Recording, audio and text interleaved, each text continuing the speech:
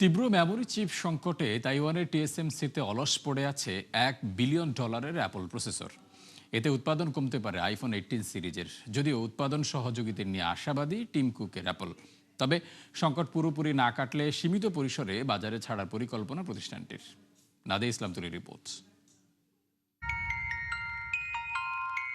প্রায় $1 billion Apple processor অলস পড়ে আছে তাইওয়ানের সেমিকন্ডাক্টর ম্যানুফ্যাকচারিং কোম্পানি টিএসএমসির কারখানায়। প্রয়োজনীয় মেমোরি চিপ না পাওয়ায় শেষ হচ্ছে না এসব প্রসেসরের প্যাকেজিংয়ের কাজ। আর এ নিয়েই দুশ্চিন্তায় টিম কুকের দল। চিপ সরবরাহে ঘাটতি হলে কমতে পারে আইফোন 18 সিরিজের ফোনের উৎপাদন।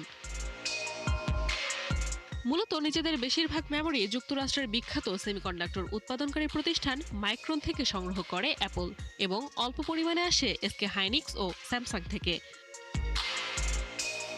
তবে চিপ সংকট থাকলেও এখন পর্যন্ত 18 সিরিজ বাজারে আনার সময়সূচি পরিবর্তনের কোনো ঘোষণা দেয়নি অ্যাপল। তাদের আশা, উৎপাদন সহযোগীরা প্রাথমিক চাহিদা পূরণে সক্ষম হবেন। সংকট অব্যাহত থাকলে প্রয়োজনে বাজারে আনা হবে সীমিত পরিসরে। ভারতীয় গণমাধ্যমগুলোর তথ্য বলছে, সেপ্টেম্বরের প্রথমার্ধেই বাজারে আসতে পারে আইফোন 18 সিরিজ। নতুন প্রো মডেলে হতে পারে 2 ন্যানোমিটার প্রযুক্তিতে তৈরি A20 প্রো প্রসেসর। থাকছে দ্রুত পারফরম্যান্স, কম বিদ্যুৎ খরচ এবং উন্নত এআই সুবিধা।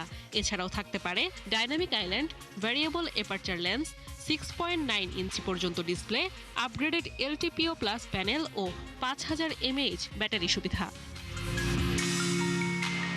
ভারতে আইফোন 18 প্রোর সম্ভাব্য দাম হতে পারে $1,54,900 রুপি। আর প্রথমবারের মতো বাজারে আসতে যাওয়া ফোল্ডেবল আইফোনের দাম ছাড়াতে পারে $2,000, যা অ্যাপলের ইতিহাসে সর্বোচ্চ। নাদিয়া ইসলাম তুলি, ৭১।